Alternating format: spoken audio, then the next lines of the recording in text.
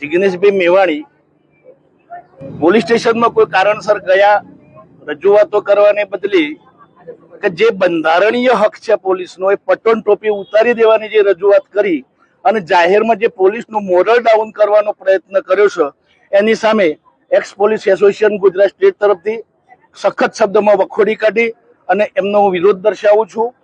પટ્ટા ટોપી એ બંધારણે આપેલી વસ્તુ છે, એ ધારાસભ્યશ્રીને પણ નથી મળતું. અશોક સ્તંભ પોલીસના માથા ઉપર હોય છે અને એ પોલીસની તાકાત હોય છે. પોલીસ બંધારણીય રીતે સત્તા ભોગવે છે, બંધારણીય રીતે કામ કરતી હોય છે. કોઈ રાજકીય પક્ષની ગુલામ નથી હોતી પોલીસ. અને આ રીતે જયારે પોલીસનું મોરલ ડાઉન કરવા, ગમે તેમ શબ્દો બોલવા, શું પોલીસ એ માનવ નથી? શું હ્યુમન રાઇટ્સમાં પોલીસ માટે કોઈ જગ્યા નથી? શું પોલીસને કોંગ્રેસ પક્ષ અને જિગ્નેશભાઈ મેવાણી માણસ નથી ગણતા? પટ્ટા ટોપી ઉતારી લેવાની વાત કરી, પોલીસનો મોરલ ડાઉન કરવાની સાથે સાથે પોલીસનો આક્રોશ અને વિરોધ એમને સહન કરવો પડશે. આ રીતે ખરેખર લોકશાહીમાં ડેમોક્રેસીનો મતલબ એવો નથી કે તમે રાજકીય પક્ષમાં અને વિધાનસભામાં જેમ બેફામ બોલાબોલ કરો એ રીતે ગમે તેમ બોલવું.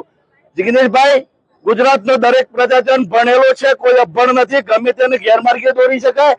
પોલીસ હવે ગ્રેજ્યુએટ પોલીસ આવે છે, હવે 8મું પાસ પોલીસ નથી. આ ગ્રેજ્યુએટ પોલીસ છે, ડબલ ગ્રેજ્યુએટ પોલીસ છે.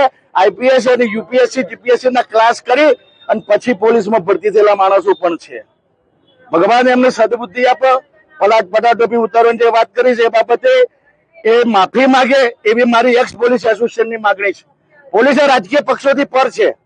અમને કોઈ પણ રાજકીય પક્ષનો વ્યક્તિગત વિરોધ ના હોઈ શકે, વ્યક્તિગત કોઈનો વિરોધ નથી. પણ જયારે તમે સમગ્ર પોલીસનો અને નાના માણસના પટ્ટા ટોપી ઉતારવાની વાત કરતા હોય તો અમે તમારી સામે વિરોધ દર્શાવીશું. અને જો સમયસર માફી માંગવામાં ના આવે તો ભવિષ્યમાં તમારી જન આક્રોશ રેલી સામે પણ અમે ઉભા થઈશું અને એનો પણ વિરોધ દર્શાવીશું.